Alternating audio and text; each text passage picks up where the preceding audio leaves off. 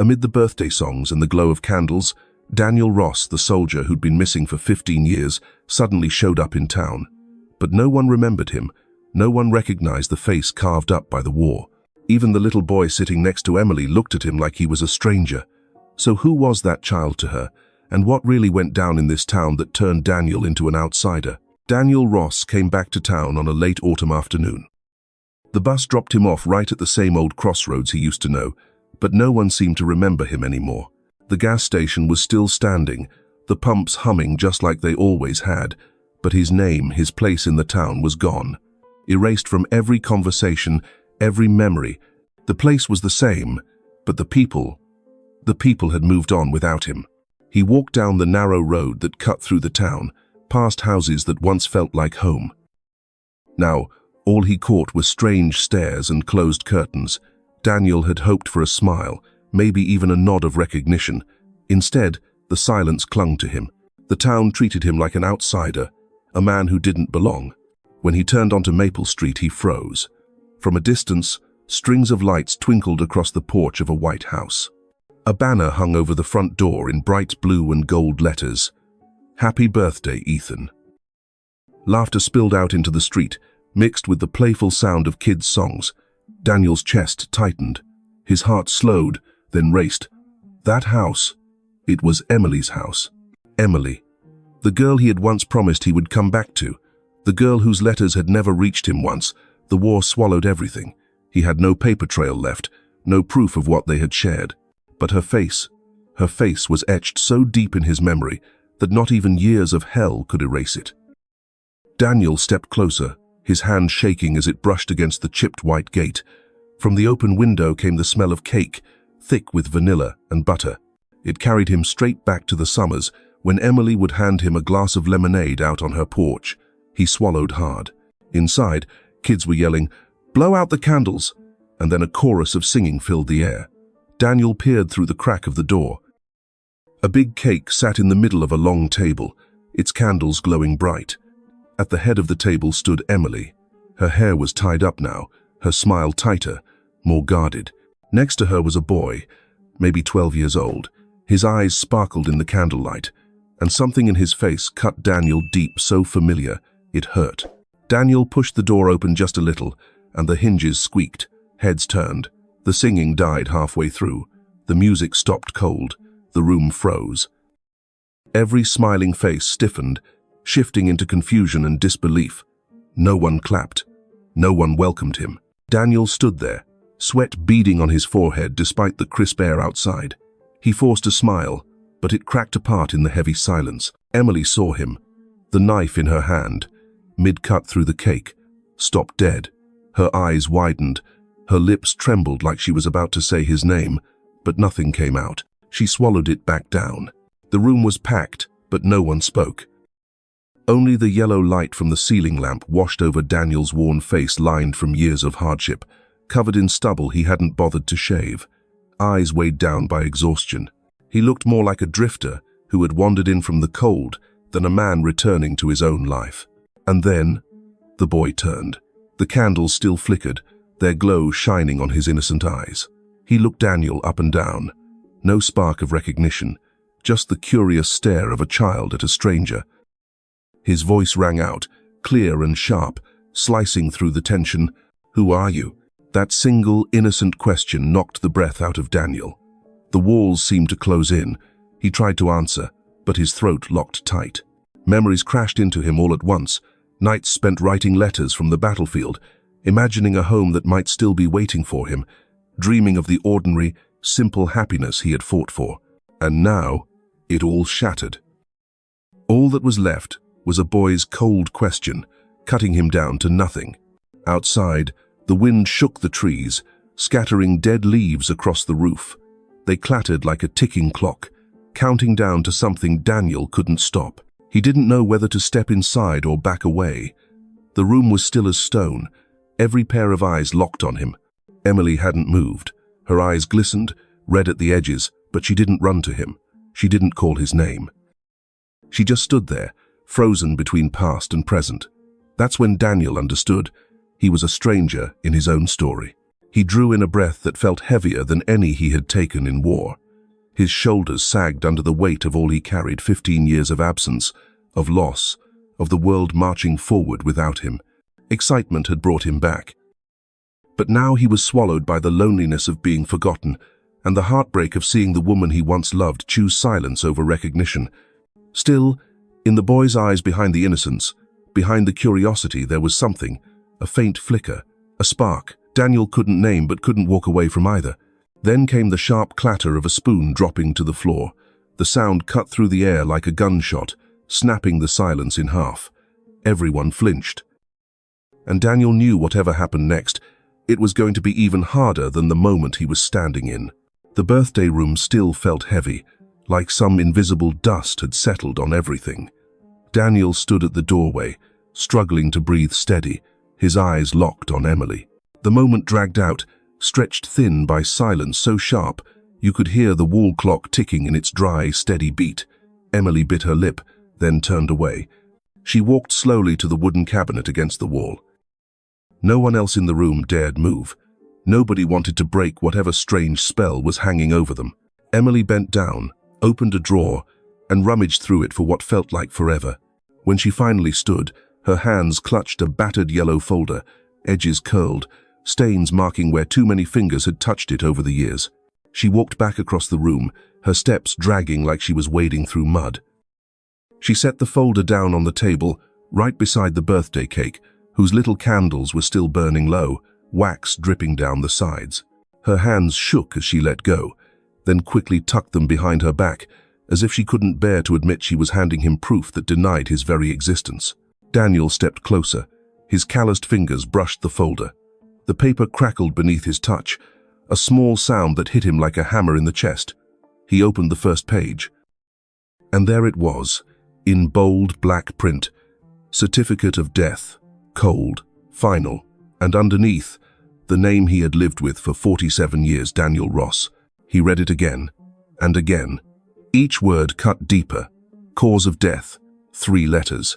Kia, killed in action, no details, no explanation.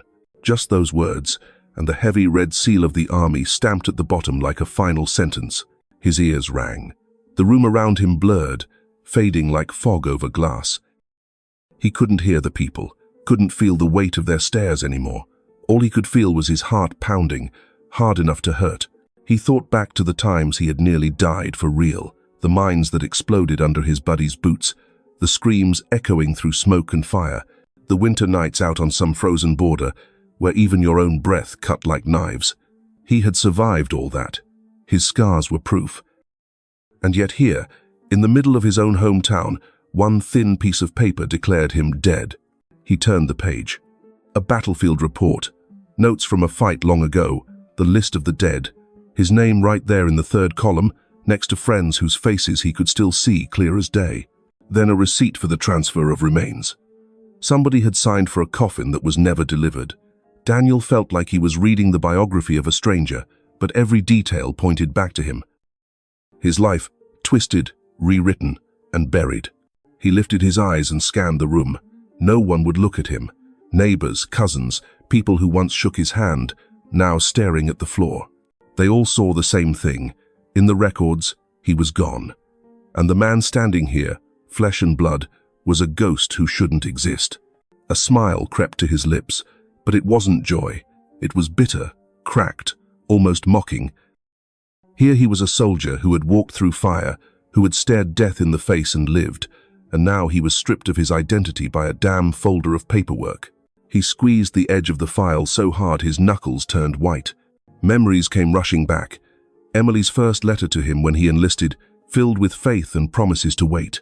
Their vows down by the lake, moonlight shimmering on the water. All of it, now fragile smoke against the hard ink of this document, telling the world he was already dead. He tried to speak. His lips moved, but his throat locked up. The words stuck inside him. He just stared at Emily, waiting, begging with his eyes for her to say something. Anything. But she stayed quiet. Her eyes shone with tears, then shifted away. In them, he caught a mix of fear, guilt, and helplessness. Daniel lowered his gaze back to the page. His eyes stopped at the signature at the bottom, Strong, deliberate pen strokes. He knew that handwriting. It wasn't some officer's. He'd seen it on land deals, council notices, tax bills. It was the signature of Victor Hale. Daniel froze. His chest tightened like a vice. Victor, the man who had his fingers in every shady deal in town. The man who snapped up land and businesses whenever tragedy struck. But what the hell was his name doing on a soldier's death certificate? How did some town hustler get the power to declare a soldier dead? Daniel gripped the paper, staring hard at the name. Shock turned to a cold, silent rage. This wasn't some clerical mistake. Somebody wanted him erased. Somebody needed him gone to get what they wanted. And Victor Hale's name was the first thread of the knot. Daniel looked up. The yellow light poured over his worn face, highlighting the veins in his forehead, the strain in his jaw. He turned to Emily, his voice raspy, breaking through the silence. "Why's his name on it?" But Emily dropped her gaze, lips trembling. She stayed quiet. Bitterness swelled inside him. He wasn't just a stranger at this birthday party. He was a man his own town had buried on paper, a man who had clawed his way back from hell, only to find there was no place left for him here. On the table, the candles kept burning, dripping wax down the frosted cake like frozen tears. Ethan sat at the table, wide-eyed, watching the scene unfold. He couldn't understand everything, but he felt the weight of it. Daniel looked at the boy, his chest tightening again. The kid hadn't called him by name, only asked who he was. And now, with this folder in his hands, the world was asking the same damn thing. Daniel knew right then that his return wasn't about finding comfort or home anymore. His journey back had turned into a fight to reclaim his name, to dig out the truth that had been buried. And to do that, he'd have to face Victor Hale, the man whose signature sat like a stone at the bottom of his death certificate. Walking out of that birthday-lit house, Daniel felt like a man shoved out of a half-finished dream. The warmth, the voices, the smell of cake, they all clung to his jacket like smoke. But inside, he was hollow. His chest felt like an old church bell, cracked, with nothing left to ring. One name kept pounding in his head: Victor Hale. It was there at the bottom of the death certificate, stamped and signed like a nail in a coffin. Daniel couldn't let it go. He needed answers, someone to tell him he wasn't crazy, that his whole damn life hadn't been erased by a few pieces of paper. In his memory, there was only one man left he could turn to: Ray Doyle, the boy he once fished rivers with, ran through fields with. Now the sheriff of this town. The walk to the sheriff's office was quiet, too quiet. His boots struck the damp asphalt with a steady beat, echoing off buildings that looked more tired than he remembered. A wooden sign hung crooked outside. Sheriff's office, the paint flaking off. From inside, a weak yellow glow leaked through the blinds. Daniel stopped at the glass door and caught his reflection. He barely knew the man staring back, thin face, streaks of grey cutting through black hair, eyes sunk deep in tired sockets. A stranger. Maybe that's how the whole town saw him now. The door creaked open with a dull chime. Inside, nothing had changed much. The same battered desk, the same filing cabinet stacked to the ceiling, the same smell of stale coffee. Behind the desk sat Doyle. His broad shoulders slumped forward, eyes glued to a stack of papers. When he heard the door, he looked up. For a second, his eyes flickered with something, shock maybe, but it was gone just as fast, hidden behind that cold sheriff stare. "Daniel," he said, voice low, rough, not welcoming. No handshake, no hug. Just a name, hanging heavy between them. Half doubt, half warning. Daniel pulled out a chair and sat across from him. He laid the yellow folder on the desk, sliding it across. The papers spilled open, and there it was again, certificate of death. Doyle looked at it, not surprised, not even curious, just tired, like he'd been waiting years for this moment. "So it's true," Daniel rasped, trying to steady himself. "The whole town believes I'm dead. My name erased. And at the bottom," he tapped the signature with his finger, "Victor Hale. You're gonna tell me what the hell that means, Ray." The sheriff didn't speak right away. He took off his glasses, rubbed his temples, poured himself a cup of cold coffee. He drank, sighed, then looked at Daniel with eyes heavy as stone. "I got an order," he said finally, slow and deliberate. "Close the case. Ross closed case. That's the phrase I'll never forget. On paper, you didn't exist anymore. Daniel's jaw tightened, heat rushing to his face. Who gave that order? Doyle shook his head. No name in the file. But don't kid yourself, it wasn't just paperwork. There were deals, land, property, money changing hands, and Victor Hale. His voice dropped. Victor didn't stop at lumber or cattle. He bought silence too. Who flee? The room seemed to shrink around Daniel. His thoughts went straight to the old family home, his parents' house, the porch where he and Emily once dreamed of a future. He never sold it, never would. But if his name had been scrubbed out of existence, who the hell owned it now? The thought twisted his stomach into knots. My house, Daniel whispered, his throat tight. Where is it, Ray? Doyle looked down at the desk, said nothing, and that silence was enough. Daniel shot up, chair clattering to the floor. He grabbed the folder, clutching it tight in his hand like a weapon. His anger boiled over, mixing with a raw fear spreading through his chest. They hadn't just stolen his name. They'd taken his home, his memories, his whole damn past. He stormed out, slamming the door behind him. Outside, the night air bit cold. The town was still, except for the smell of damp wood and chimney smoke drifting in the wind. Daniel walked fast, feet pounding the road toward the old lot where his house once stood, each step heavier than the last. Memories cut into him with every stride, his mother stitching on the porch, his father leading the horse into the barn, Emily's laughter ringing out when she was 18, full of life. Turning down the familiar dirt path, Daniel stopped dead in his tracks. The Ross house was gone. In its place stood a brand new building, cold and sharp under the yellow light spilling from its windows. Out front, nailed high on a wooden board, the words glared back at him. Hale property. No trespassing. The name hit harder than any bullet ever could. Everything, his home, his family's land, his memories now carried Victor Hale's mark. Daniel stood frozen in the night, fists clenched, breath coming hard. For 15 years, he'd survived God knows what. But nothing cut deeper than seeing his whole life signed away to another man. And for the first time since stepping foot back in town, Daniel Ross understood. He wasn't just forgotten. He'd been erased. Daniel walked away from that wooden sign, Hale property. No trespassing, with his chest boiling.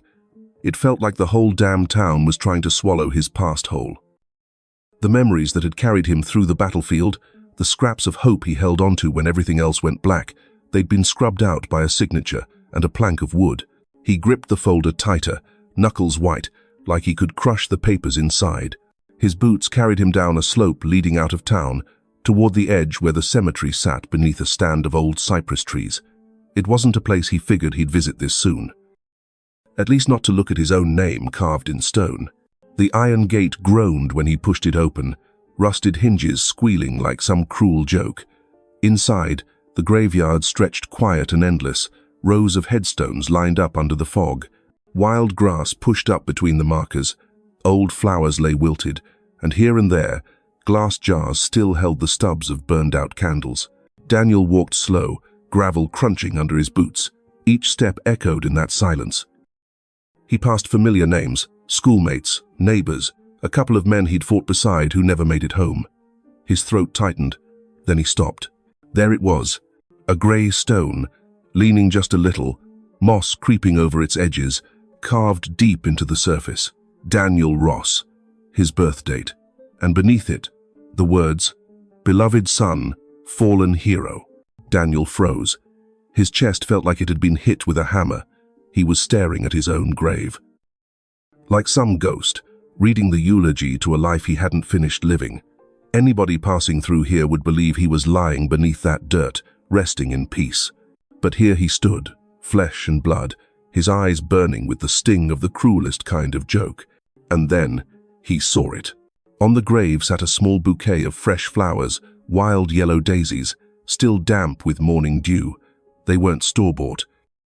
The stems were tied with an old ribbon, clumsy, like someone small had gathered them from a field with their own hands. Beside the flowers lay a folded scrap of paper. Daniel bent down, fingers trembling as he opened it. Inside was a child's drawing, done in colored pencil, a little house with a red roof. On the porch, A tall man stood next to a child holding his hand. The lines were rough, unsteady, the work of a kid, but it blurred Daniel's vision all the same. He sank down onto his knees, pressing a hand against the cold stone. The weight in his chest pressed hard, stealing his breath. Who brought these flowers? Who left this drawing? In that moment, Daniel couldn't tell what was real and what was fake anymore. His death on the papers, his home stolen.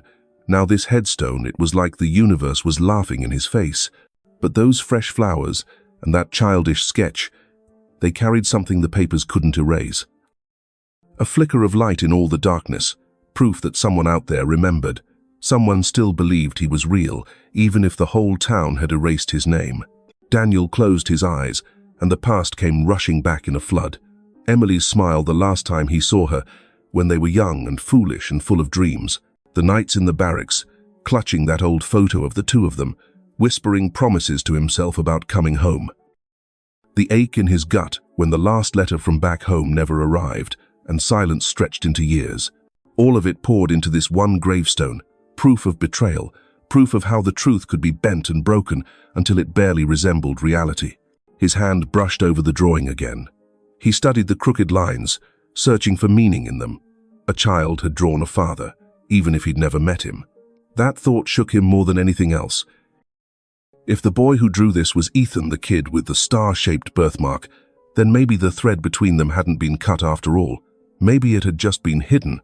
And if that was true, then this scrap of paper, this silly little sketch, might be the thin line of hope that could pull Daniel out of the dark. Then he heard it. The crunch of gravel behind him. Daniel spun around. Through the thin veil of fog, a small figure appeared, walking slow. A boy. The jacket he wore was a size too big, the sleeves hanging past his wrists. In his arms he held a bunch of wild daisies, still streaked with dirt. As the boy stepped closer, Daniel recognized the eyes. Bright, familiar, eyes he'd seen once before, at that birthday party that felt like 100 years ago. It was Ethan. The kid's breath puffed out in small clouds in the cold air. He stopped at the grave, lifted his chin, and looked straight at Daniel. His voice was soft, but steady, carrying a weight beyond his years. "I put flowers here every year," he said, and in that single sentence, Daniel felt the world shift. Daniel stood frozen in that graveyard, his breath uneven, his eyes locked on the boy in front of him. Ethan clutched a bundle of wild daisies, their yellow petals shivering in the wind. The words the kid had just spoken still rang in Daniel's ears, like a bell tolling from far away. "I put flowers here every year." Daniel's heart slammed in his chest, harder than it ever had in the trenches. He wanted to ask right then, right there, why? Who told him to do it? Who kept that ritual alive? But his throat felt raw, like he'd swallowed sand. So he just sat there, silent, watching every move the boy made. Ethan knelt down, placed the fresh flowers next to the older bunch, and brushed dirt from the headstone with the sleeve of his coat. His motions were natural, practiced like he'd been doing this for years, like it was some kind of private duty. Daniel felt a lump rise in his throat. A child tending to the grave of a man he'd never met, a man who wasn't even buried there, and that man was standing right behind him. As Ethan leaned forward, the sleeve of his oversized jacket slid back, exposing a thin wrist. That's when Daniel saw it. A birthmark. Faint, brownish, shaped like a small star right where the veins traced the skin. Daniel's eyes widened, his chest locked tight. That wasn't just some mark. It was the mark, the Ross mark, passed down like a family signature. His grandfather had it, his father had it, and Daniel himself had carried it all his life.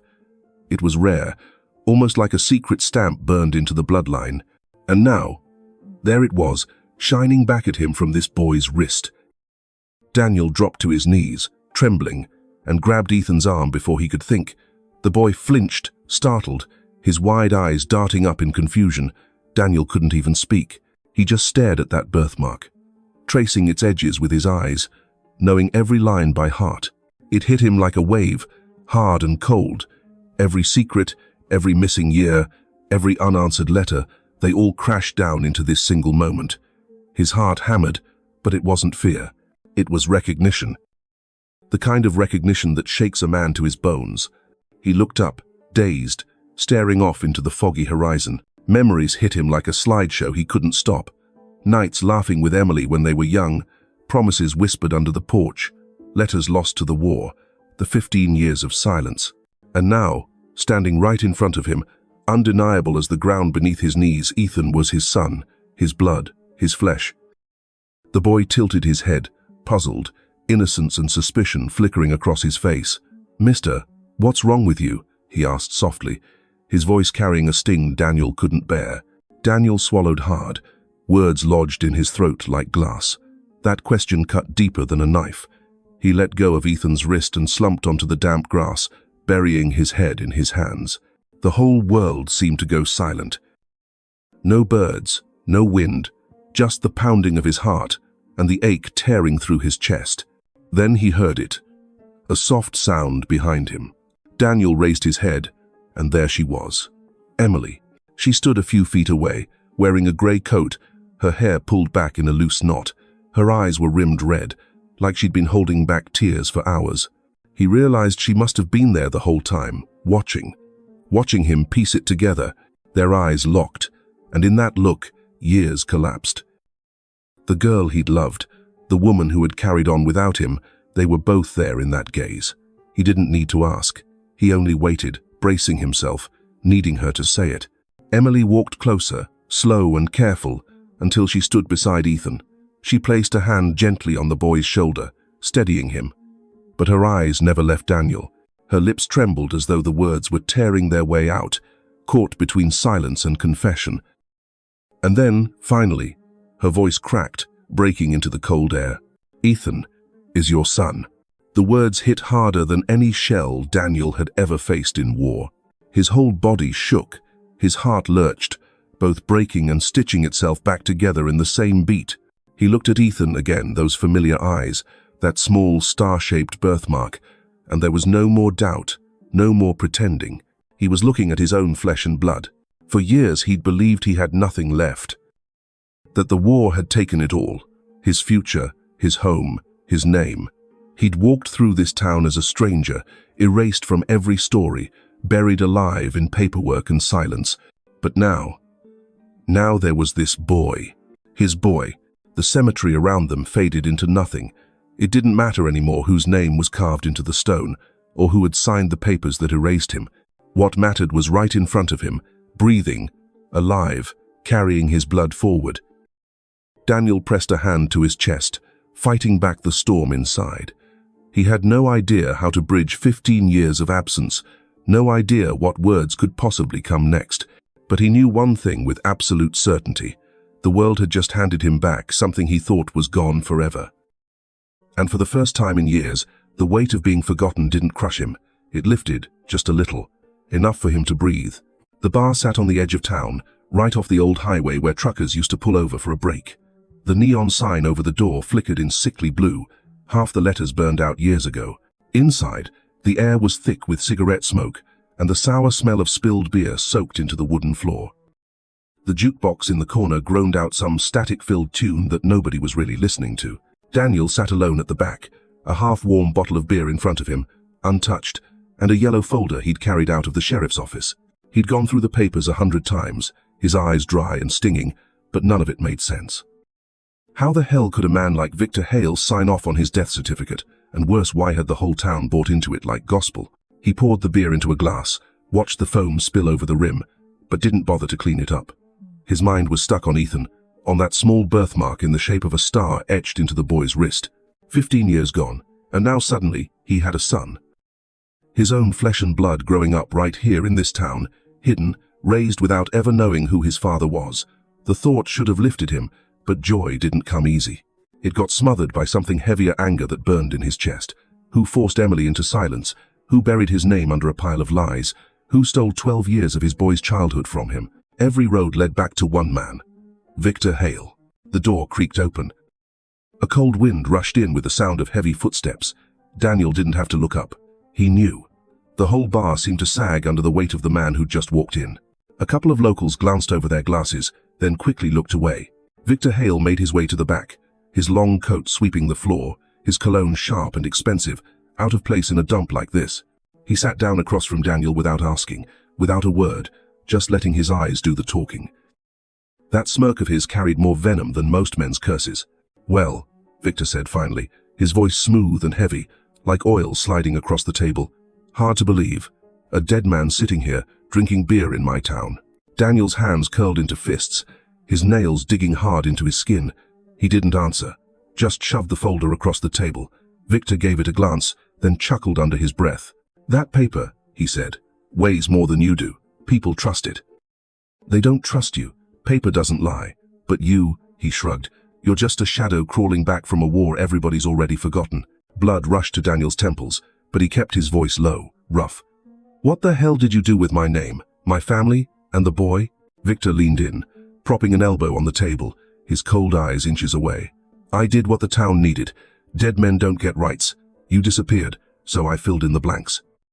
Land, deeds, the house, even the future. You thought you had it all fit neatly into my hands." Daniel wanted to swing, to knock that smug look right off his face, but his hands shook, not from fear, but from knowing Victor wasn't bluffing. He had it all: land records, rewritten birth certificates, a grip on the whole damn town. Every step Daniel took was already trapped under the weight of signatures, seals, and debts he never signed. Victor leaned back, grabbed Daniel's half-drunk beer, and took a sip like he owned the place. "You need to understand," he said, slow and deliberate. "You're dead. Don't dig it back up. Don't pull at the past I buried for you. Because if you do, it won't just be your name disappearing again. Someone else will vanish right alongside you." The yellow light overhead cut across Victor's face, showing that crooked half-smile, slick and poisonous. Daniel felt the heat rise in his chest until it hurt to breathe. He pressed his palms into the table, his voice tight as a wire. "You don't get to touch him." Victor chuckled, tapping his fingers against the wood, each click a little dagger. "Touch? Kid, I bought the right. With money, with blood. You want to see the boy's birth certificate? It's in my safe, right under a stack of land deeds. And guess what? Your name ain't on it. Never was. That's the record people believe. Not some stupid little mark on the kid's skin." Daniel froze. For a second, the fight drained out of him, leaving only a hollow ache. Every shred of proof he existed, every tie to his son, was in Victor's grip. He pushed his chair back, half ready to lunge across the table, but the silence of the bar held him down. The other men sitting there didn't move. They didn't cheer Victor on, but they didn't stop him either. Their eyes carried that same old fear. This was Victor's ground, and everybody knew it. Victor stood, straightened his collar, then bent close enough for Daniel to feel the heat of his breath. His voice dropped, soft, almost a whisper. "If the truth comes out, I'll take the boy back." Daniel stepped out of the bar into the cold night air, his hands empty, like he'd just dropped a piece of his own soul somewhere behind him. The stink of smoke still clung to his nose, and Victor's half-smile, that poisonous whisper, "If the secret gets out, I'll take the boy," kept circling in his head like hot tar poured straight on bare skin. Every step he took down Main Street felt heavy, his shadow stretching long and thin under the broken patches of yellow streetlight. The next few days, Daniel didn't go to anyone. He didn't walk back into the sheriff's office, didn't knock on the door of the house that used to be his. Instead, he just stayed close to the places Ethan liked to be. In the mornings, he sat at a corner table in a little cafe near the school, nursing a cold cup of black coffee, eyes fixed on the window, waiting to catch sight of the boy heading through the school gates. Afternoons, he'd circle the park, watching from a distance as Ethan kicked a ball around with the neighborhood kids. At night, he stood far enough from Emily's house to keep in the dark, just watching the lights, catching bits of laughter drifting out through the windows. He never went closer. He just stood there, like a wanderer staring at a lit window he knew he wasn't allowed to walk through. But kids notice things quicker than most grown-ups give them credit for. Ethan had already picked up on it, the presence of that stranger. The man who showed up at his birthday, the man his mother had looked at with tears in her eyes, the man who somehow always turned up at the cemetery when Ethan was there. At first it was curiosity, but curiosity turned to unease. Why was this man always nearby? And why did he look at Ethan in a way nobody else did, sad, but warm, like his eyes were carrying a message he couldn't bring himself to say? That afternoon, Ethan went to the cemetery again, like he did every week. His hands held a bunch of fresh, wild daisies. The early autumn air had a bite to it, and red maple leaves spun down across the road, leading to the iron gates. He sat in front of the headstone marked Daniel Ross, slid the flowers into the little vase, then pulled a sketchbook from his backpack. His pencil scratched quick, clumsy lines: a house, a tall figure standing by the porch, and beside it, a small boy. He drew that image over and over, like a dream that refused to let go. Daniel showed up without a sound, sitting a few steps away. He didn't want to startle the kid, but his eyes couldn't help locking onto the page. He saw his own shadow taking shape under the boy's hand, the man this child had never seen in the flesh. His chest tightened. Ethan looked up and caught his stare. For a moment, there was nothing but the wind in the trees, whispering through the tall cypress-like voices from underground. Then the boy spoke, quiet, but steady. "Why are you always around me?" Daniel froze. His mind scrambled for an excuse, but those young eyes were fixed on him, waiting, hungry for an answer. And then, gathering all the courage he had, Ethan asked the one thing Daniel feared most. "Are you my father?" The words hit like thunder. Daniel felt the blood rush hot, his heart hammering like it used to in the trenches. This was the moment he'd dreamed about for 15 long years, and now his throat locked up. He opened his mouth, but nothing came. The ache, the longing, it all surged, but Victor's threat pressed down harder. Ethan waited, eyes wide, his hand tightening around the sketchbook. The silence stretched, heavier than any answer could have been. He glanced down at his wrist, at the little star-shaped birthmark that had followed him all his life. He remembered the times he asked his mother about it, remembered the tears she never explained. He put it all together, the drawings, the stranger, his mother's eyes, and now, this silence. Daniel's hands twitched. He wanted to reach out, to rest a hand on his boy's shoulder, to finally say it. "Yes, son, I'm your father." But saying those words meant handing Ethan straight into Victor's hands. That warning hissed back at him. "If the secret gets out, I'll take the boy." Daniel couldn't risk it. Not when one slip could mean losing him forever. Ethan rose to his feet, hiding the tremor in his voice. "I'll find out myself." His words cracked, but they carried resolve. He turned, walking quickly down the slope. Daniel stayed behind, his face buried in his palms, his heart in pieces. He knew his son had just walked away, carrying both a promise and a wound. Later, Daniel drifted out of the cemetery, taking the dark road alone. Every step echoed with that unanswered question. His chest burned with a longing that had nowhere to go. The town air cut colder, the wood smoke on the breeze biting deep. He looked up, caught a rare star breaking through the clouds, and thought of the mark on Ethan's wrist. Proof no one could deny, proof that was also a curse. Because if Victor ever saw the truth laid bare, the boy wouldn't be safe. Meanwhile, Ethan trudged home, backpack swaying, the sketchbook tucked tight inside. He didn't speak a word of it, but inside him, a fire was lit. If his mother wouldn't tell him, if that man wouldn't tell him, then he'd find out on his own. He wanted to know who his father was, and why his name had been buried under silence. He wanted to fill the empty space that had followed him for as long as he could remember. Behind him, tires crunched slow over gravel. A black pickup rolled along, lights off. Only the glow of a cigarette burned red inside the cab, smoke twisting in the dark. Victor Hale sat behind the wheel, lips curled into a thin smile, eyes fixed on the small figure walking alone ahead. The rain started in the late afternoon. At first just a few drops on the tin roofs, nothing serious. But before long it turned into a solid white curtain, heavy and endless, like somebody had dragged a net across the whole town. You could hear it pounding on rooftops, splashing off the roads, rattling the old wooden signs until every other sound disappeared. The whole place seemed to curl up under the storm, yellow porch lights flickering weak through the windows, the silence thick and uneasy. Out on the edge of Main Street, Daniel stood under a narrow awning, hands shoved deep in his jacket. Across the flooded road he watched the glow of Emily's house. He couldn't pull his eyes away. Inside his chest, something restless was beating, half fear, half dread, and something darker he didn't want to name.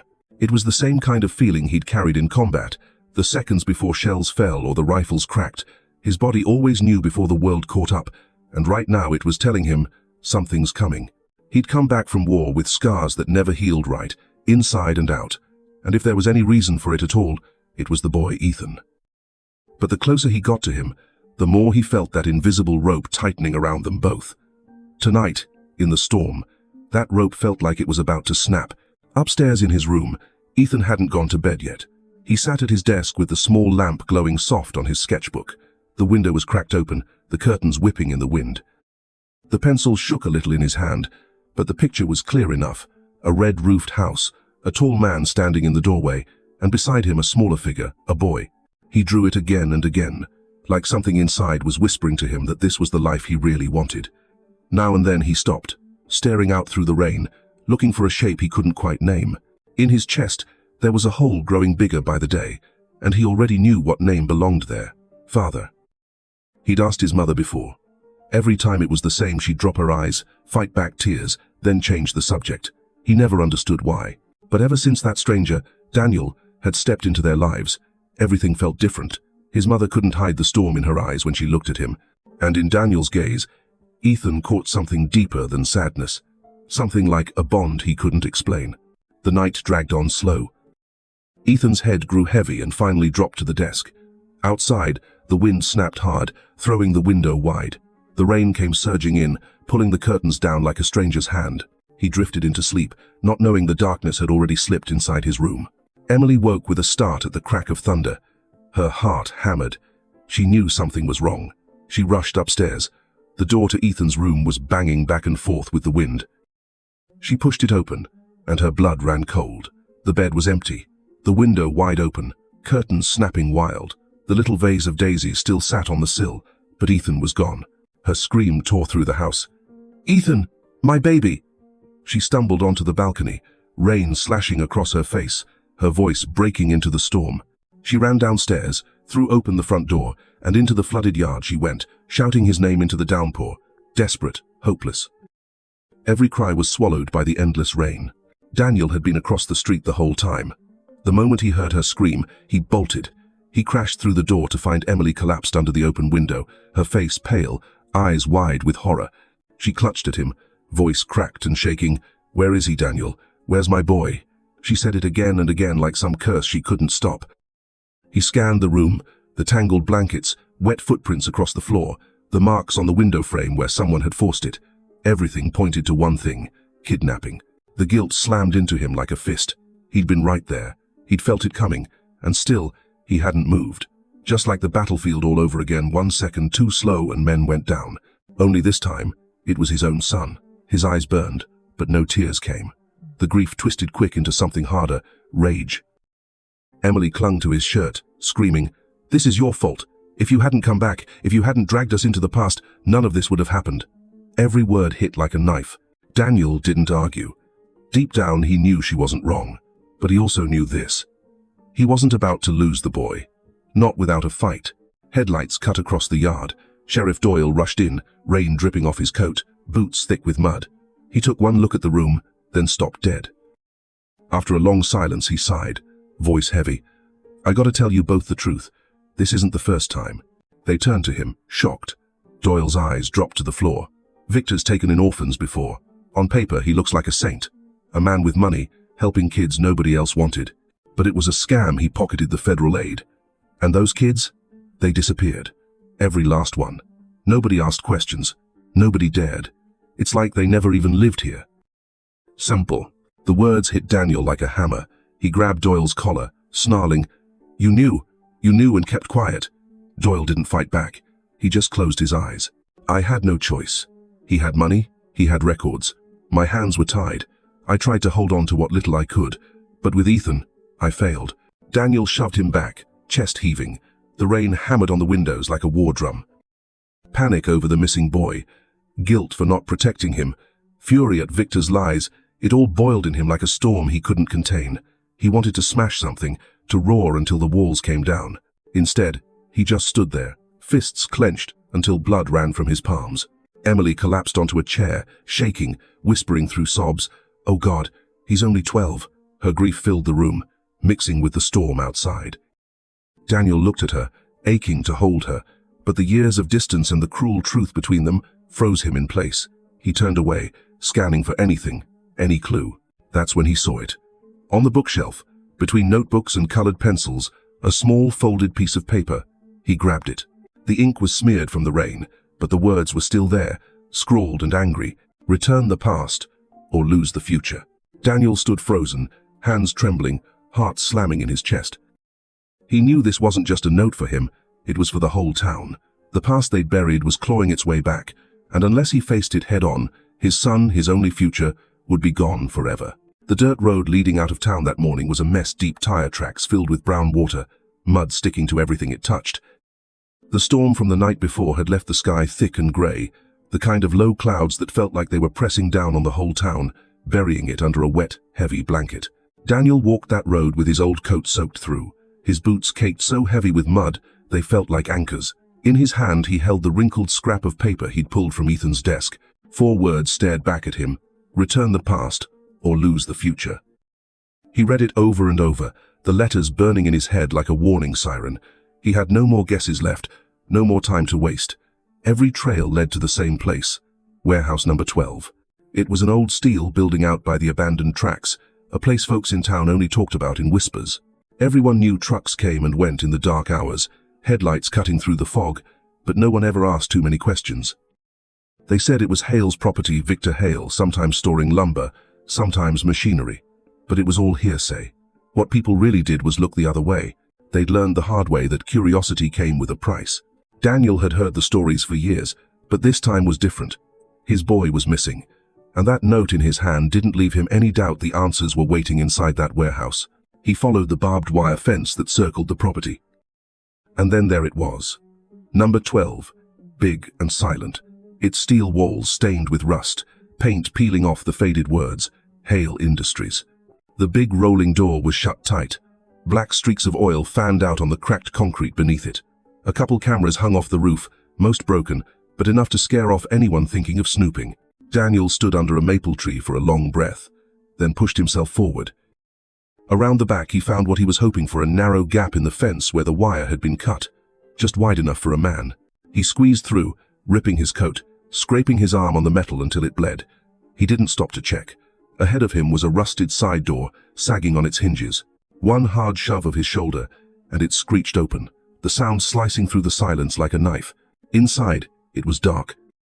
The air was thick with the smell of mold, old paper, and a hint of machine oil. Daniel flicked on his flashlight. The beam cut through the black, landing on rows and rows of steel shelving stacked high with cardboard boxes, binders, even a few heavy wooden crates. Dust hung in the air, glittering in the light. The place felt less like a warehouse and more like a tomb, holding secrets no one wanted to touch. His boots clanged against the floor as he stepped forward. He reached for a file at random, pulled it open. His breath caught. Inside were adoption papers, orphans from town, names, birth dates, school portraits clipped to the corner. At the bottom, bold as could be, Victor Hale's signature. Daniel swallowed hard and grabbed another file. Same story. Another kid, parents dead in some accident, case closed with the line, placed under care of Victor Hale. And then nothing. No follow-up, no record of what happened after. He pulled another, then another. Every folder was the same faces of children frozen in photographs, eyes wide, innocent, all of them erased from real life, left only on paper. Daniel's stomach twisted, an entire generation swallowed up in silence, while the town pretended not to notice. His hands shook as he closed the file. For a second, he thought he heard the echo of children's footsteps running through the dark aisles. Laughter cut short. He gripped the flashlight tighter, forcing himself not to lose it. Deeper inside, he found a corner with a heavy safe, and next to it, a jammed wooden drawer. He yanked until the wood splintered and gave way. A pile of loose papers spilled out. He shuffled through them, and then his heart stopped. It was a birth certificate, yellowed with age, edges curled, but clear enough to read. Name: Ethan Carter. Born 12 years ago. His eyes dropped to the line marked father's name, Daniel Ross. His own name, right there in black and white. The flashlight trembled in his hand, the beam bouncing off the stained metal wall. Heat surged through him, his throat choking tight. This wasn't a guess anymore, wasn't a feeling, wasn't just the mark on the boy's wrist or the way those eyes looked like his. This was proof. Ethan wasn't just some kid he cared about. Ethan was his flesh and blood, his son. But the truth cut sharp. Why was this paper here, hidden in Victor's warehouse? Why wasn't it in Emily's hands, or in the county records? Only one answer made sense. Hale had stolen it. He'd buried Daniel's name, erased him from his own son's life, and kept the proof locked away so he could hold it over them whenever he wanted. Daniel bent forward, bracing his hands on his knees, trying to breathe. Horror and fury tangled inside him until he thought his chest might tear open. For 12 long years his boy had grown up without a father, believing the man who'd given him life was gone. Emily forced into silence, the whole town complicit in a lie. And Ethan left with that empty space in his heart because Victor Hale had decided it would be so. The pain hardened into something else. Resolve. Daniel straightened, eyes burning in the flashlight glow. He folded the birth certificate carefully and tucked it into his jacket, pressing it tight against his chest like it was the only piece of his soul he had left. Now he had proof. Proof he was alive, proof he was Ethan's father, proof of what Hale had done. This wasn't just about finding the boy anymore. This was about taking back everything that had been stolen, his past, his family, his future. Up above, the wind whistled through the rafters, rattling the steel walls with a low groan, like the building itself was warning him. Daniel turned toward the door, the paper pressed against his heart. He knew the fight had changed. This wasn't about following a trail or trusting instincts anymore. The truth was written down, undeniable. And to bring his son home, he'd have to face Victor Hale head-on. That night, the sky felt like it was collapsing on the whole damn town. By late afternoon, the clouds had rolled in thick and heavy, swallowing up the stars, pressing down on everything like a ceiling about to give way. The air got dense, hard to breathe, like you were trapped inside some basement with no windows. The wind came screaming off the river, salted and sharp, rattling the wooden houses, making shutters slam like warning shots. Folks hurried to bolt their doors, tie down their porches, brace for the storm the weatherman had promised. But Daniel, the storm he cared about, wasn't in the sky. It was inside him. It was pounding in his chest, rushing through his veins, and it had one purpose, one direction: bringing Ethan back. He could feel the boy's birth certificate against his chest, damp now with sweat and rain. That piece of paper was a fire, small but steady, keeping him upright when everything else wanted to break him down. He knew the truth now. Ethan wasn't just a boy from this town. He wasn't some ward of Victor's charity. He was Daniel's blood, his son. And Victor had buried that truth under lies, locked it away like it was his to own. There was only one step left, one door between him and the man who'd stolen everything. The storm broke its first thunderclap as Daniel neared Warehouse 12. The ground shook like it was alive, lightning split the sky wide open, and for a flash, he saw the wall of rusted steel rising in front of him. Then the rain came down in sheets, hard and stinging, but he didn't flinch. His hand was wrapped around the handle of a folding knife, old and rusted from years gone, the last weapon he carried back from war. All he saw in his mind's eye was Ethan, bound somewhere inside, waiting. He slid past the cut in the barbed wire, tearing his coat wider, opening his skin, blood running down his arm. Didn't matter. When he stood at that steel door, he didn't bother with knocking or thinking twice. He lowered his shoulder and drove forward. The storm outside roared with him, and the door screamed on its hinges as it gave way. Inside was dark as a tomb, but the storm didn't let him be blind. Lightning flashed again and again, each one a camera shot of the scene. In the center of the warehouse, on the cold concrete floor, Ethan sat tied to a chair, tape over his mouth, eyes wide but still burning with fight. Daniel's breath stopped for a second. Then he moved, fast, toward him, and that's when the laugh came. It cut through the storm, through the rain hammering the roof. That voice, he knew it before he saw the man. Victor stepped out of the shadows, pistol in hand, the barrel flashing silver every time lightning struck. He stood proud, wrapped in a slick black raincoat, eyes shining like he'd already won. His voice bellowed, echoing off the steel walls. "You got no name, and neither does he." Daniel roared back, charging at him. The storm outside exploded as they collided, thunder shaking the whole place, lightning flooding the warehouse white. The gun flew loose, clattering across the floor. Then it was just flesh against flesh, rage against rage. They hit the shelves, paper files rained down like confetti in hell. The storm outside beat its fists on the roof, joining the chaos. Victor was a big man, every punch heavy like a hammer, but Daniel had something else, the fury of a man with nothing left to lose. He took the hits, blood running from his mouth, ribs screaming. But every time Victor swung, Daniel swung back harder. His fist cracked across Victor's face, sent him stumbling, but the bastard came right back, ramming Daniel into the wall, knocking the breath out of him. Daniel thought of Ethan, thought of 12 years erased, thought of Emily living with silence, raising their boy in shadows, and that thought lit him up like fire. He pushed off the wall and came at Victor again, like a cornered animal. Outside, the storm shrieked, lightning flashing fast enough to show them like ghosts locked in battle. The shelves bent, steel echoed, wood snapped under their weight.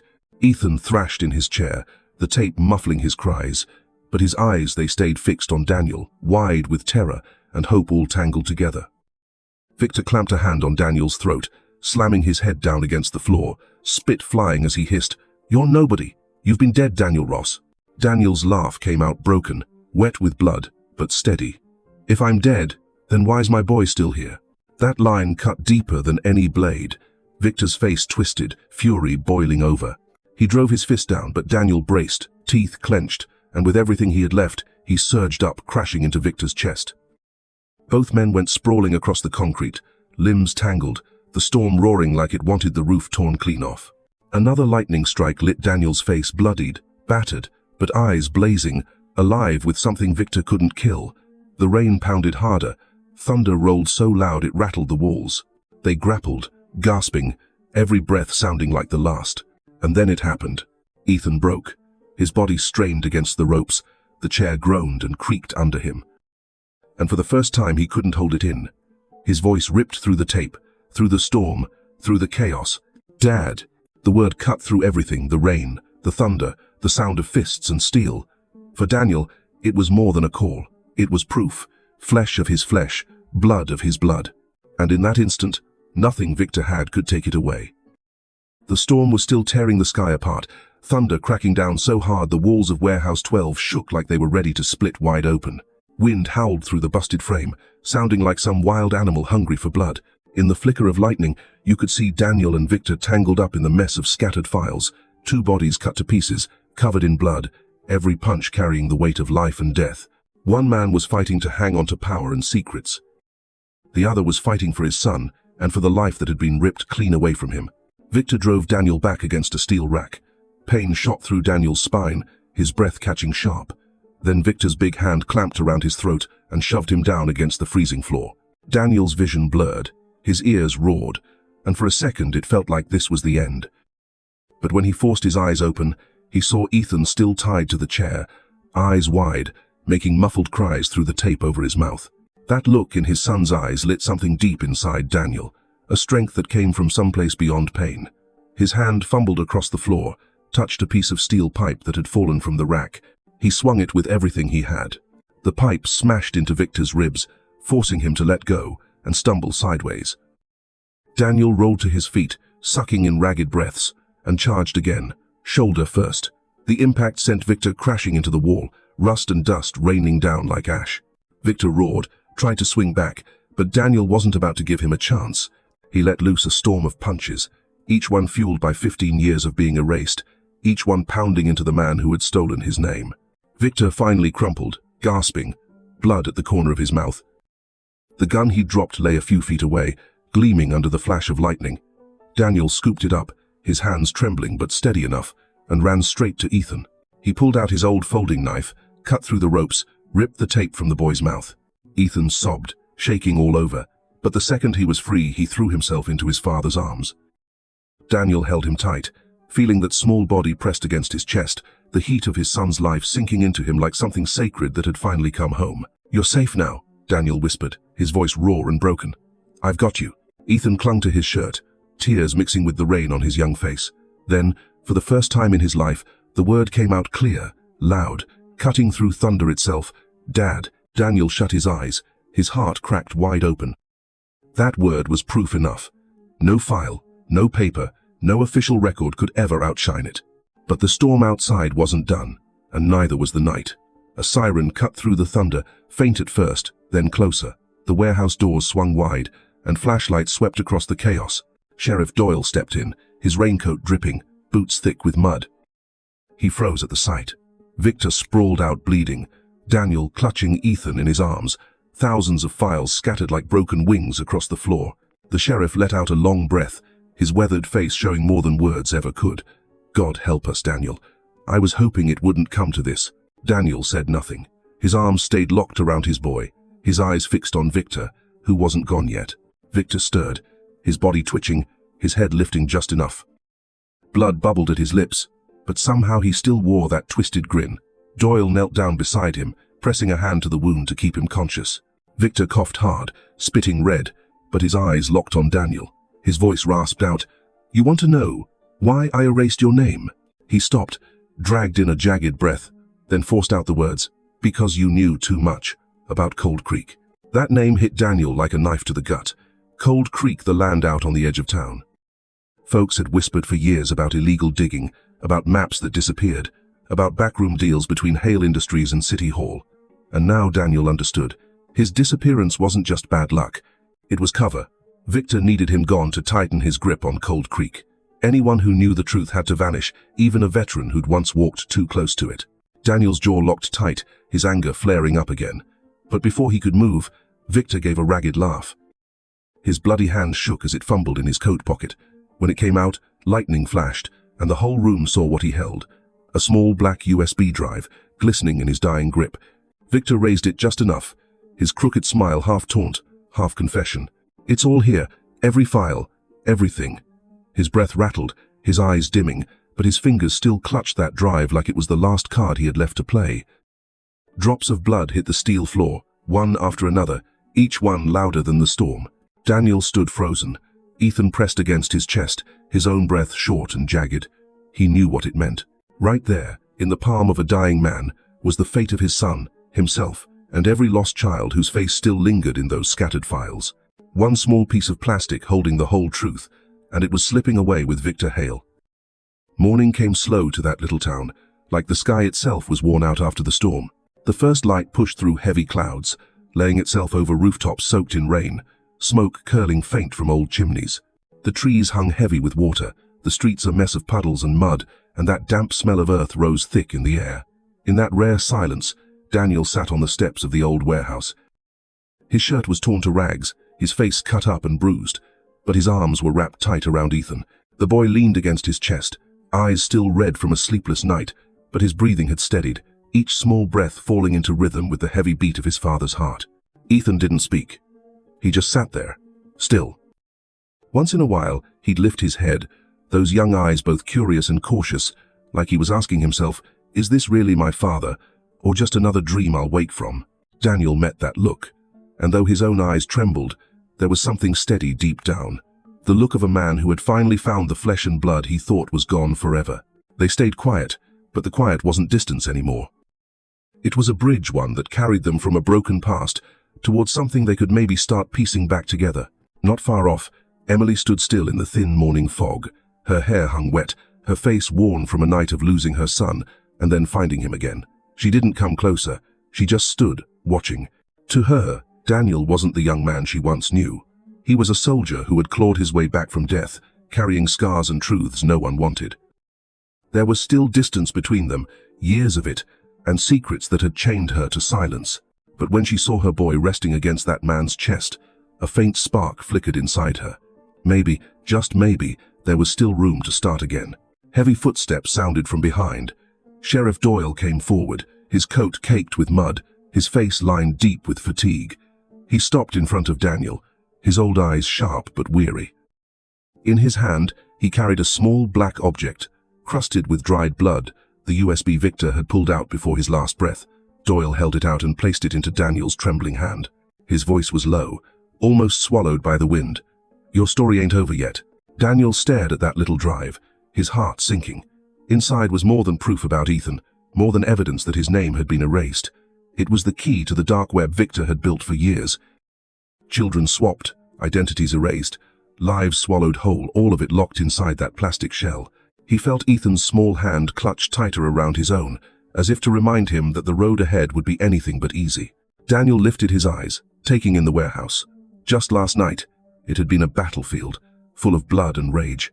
Now, in the soft morning light, it stood quiet as a graveyard. Papers littered the floor, scattered like headstones for all the missing kids. Inside his chest, there was warmth lit by his son's embrace, but also a chill, a heaviness that wouldn't lift. Ethan shifted, pressing his head into his father's chest. His voice was small but clear. "Dad, what do we do now?" Daniel didn't answer right away. He looked out at the grey sky, listened to the water dripping from the tin roof. He knew the answer wasn't simple. The fight wasn't finished. The road ahead wasn't just about reclaiming his own name. It was about pulling other children out of the shadows too. Sheriff Doyle set a heavy hand on Daniel's shoulder, then stepped back, leaving the two of them together. Emily turned away, but before she left, she paused.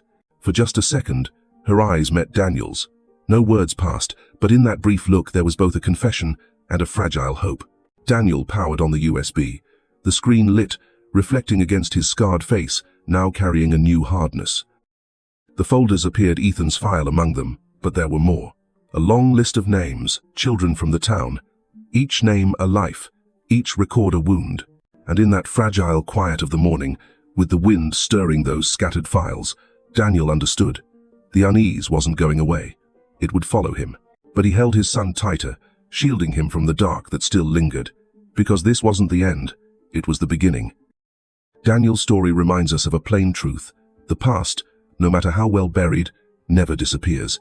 And if you don't face it, it comes back harsher than before. By middle age, you learn what really lasts. Family, truth, not money, not power. A father doesn't need to be perfect.